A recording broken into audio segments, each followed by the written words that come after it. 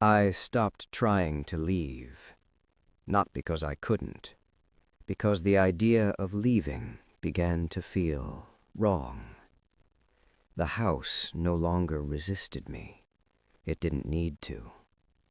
The knock still came, but less often, as if I was no longer being trained, as if I was being prepared. I stayed awake every night, not by choice. Sleep felt dangerous now. When my eyes closed, the pressure returned. Memories that weren't mine, lives that had ended here. Not violently, quietly. I learned their names without being told. Elias, Margaret, Jonah. They had all listened. They had all answered. They had all stayed. On the 9th night without sleep, the house finally spoke. Not through my phone, not through a knock, through the walls themselves. The sound wasn't a voice, it was an alignment. Every surface hummed at the same frequency, low, steady, patient. I sat on the floor in the center of the living room. My body felt light, hollowed out. The pressure returned behind my eyes, but this time it didn't push, it opened. I saw the house as it truly was, not a building, a structure grown around a point of attention, a listening node, a place where awareness pooled, where people had been drawn, one by one, not because they were weak, but because they were quiet. The house didn't hunt, it waited. The knock was never sound, it was calibration, a way to find minds that noticed patterns, people who woke up at the same time every night, people who listened when others slept. The house needed those people. It fed on attention, sustained, focused, willing. That's why rules existed. Rules filtered noise from signal. Those who resisted too much broke. Those who asked questions too early were discarded. Those who listened were kept.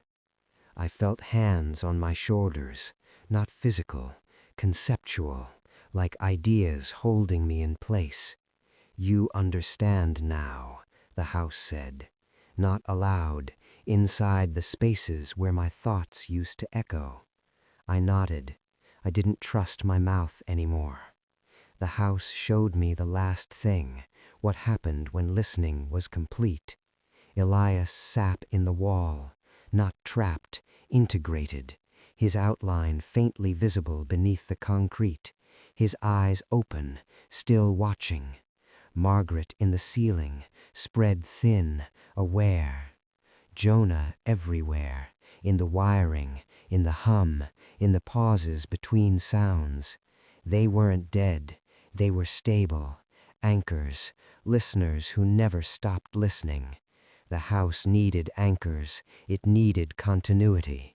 That's why I was chosen, that's why I was still here. The knock came again, not at a time, not in a place, everywhere at once.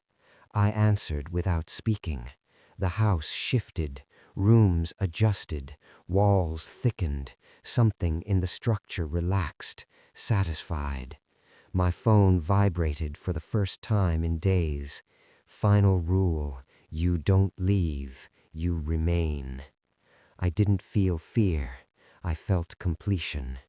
The front door sealed itself, not visibly, conceptually. The idea of outside detached.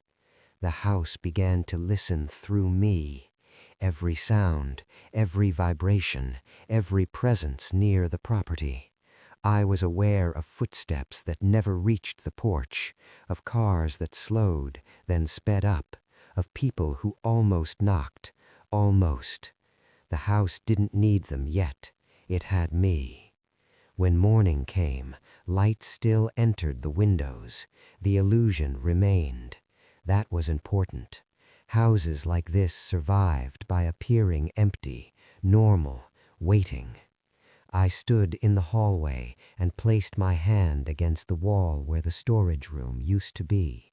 I felt movement, recognition. The house leaned back, listening. I stayed awake. I answered every knock.